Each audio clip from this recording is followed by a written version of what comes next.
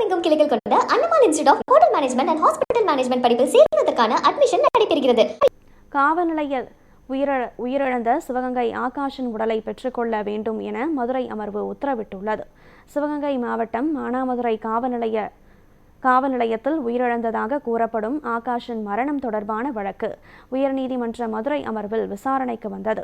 ஆகாஷின் தந்தை ராஜேஷ் கண்ணன் 50 லட்சம் ரூபாய் இழப்பீடு மற்றும் சம்பந்தப்பட்ட காவல்துறையினர் மீது சட்டத்தின் கீழ் நடவடிக்கை கோரி மனு தாக்கல் செய்திருந்தார்.